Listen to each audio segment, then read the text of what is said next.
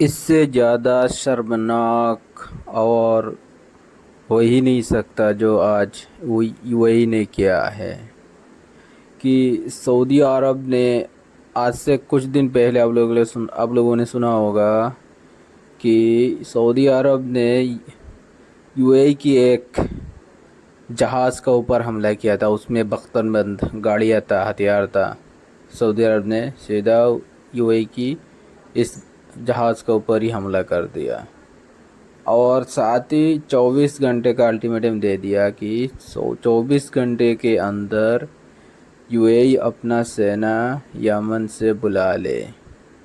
तो बाद में यूएई का जो फॉरेन मिनिस्टर है उन्होंने आकर बताया कि हम सऊदी अरब की धमकी से नहीं डरने वाले हैं।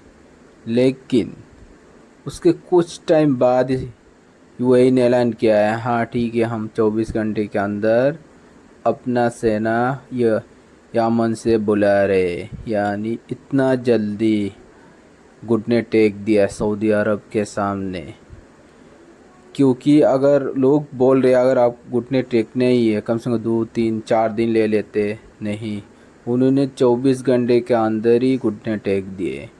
और ऐसा भी नहीं यूएई कोई छोटा मोटा मुल्क है, वो यूएई काफ़ी बड़ा मुल्क है।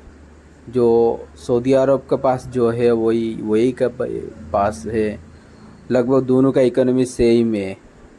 फिर भी यूएई ने सऊदी अरब के सामने घुटने टेक दिए। और बात है कि यूएई के पास सऊदी अरब से भी ज़्यादा और अलग अलग मुल्कों से ख़रीदा हुआ हथियार है। इंडिया, फ्रांस, यूके और कोरिया, ये सब मुल्कों से अमेरिका हथियार है। और सऊदी अरब से भी तो मेड इन अमेरिकन हथियार है। और यूएई का जो सेना है वो और ट्रेन भी है। लेकिन फिर भी यूएई ने सऊदी अरब के सामने घुटने टेक दिए।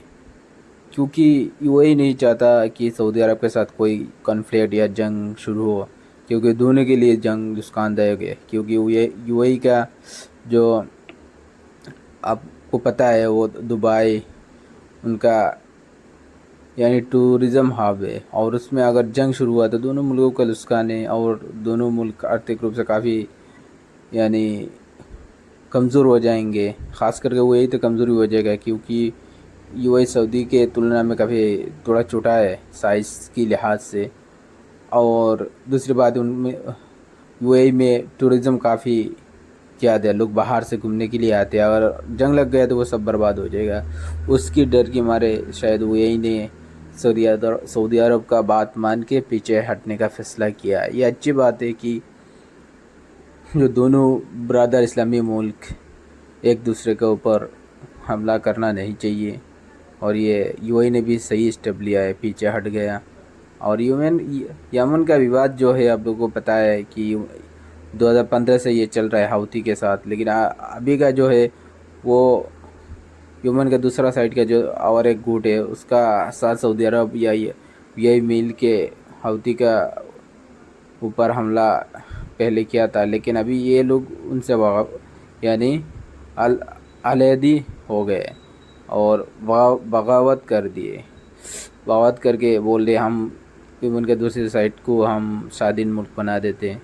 और वो यूएई उसको सपोर्ट कर रहा था, लेकिन सऊदी अरब के इंटरेस्ट के ख़िलाफ़ है।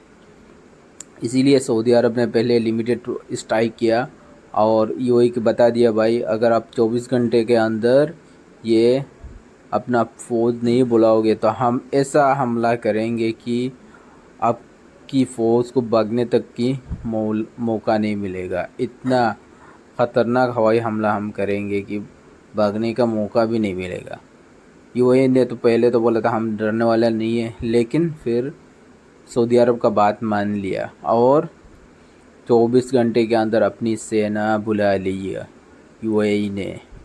और काफ़ी अच्छी बात है। और हम सब आशा करते हैं कि यमन का जंग ख़त्म हो जाए और दो मुल्क फिर अमन और शांति हो जाए। और दूसरी बात है कि उनका ये हर एक कोने पे एक एक गुट बैठे हुए हैं, तो एक तो नहीं होने वाले क्योंकि एक ही सरकार के नीचे सभी आना है। एक ही हम आर्मी होगा तभी तो शांति, अमन और कायम शांति मिलेगा। अगर हर कोई हथियार उठा के अलग अलग गांव कस्बे में अलग अलग हुकूमत चलाने की कोशिश करेगा तो वो ऐसा ही सारा ज़िंदगी जंग चलते रहेगी। इस बात को हम इसमें ख़त्म करते हैं, आने वाला टाइम पर और वीडियो लाएंगे।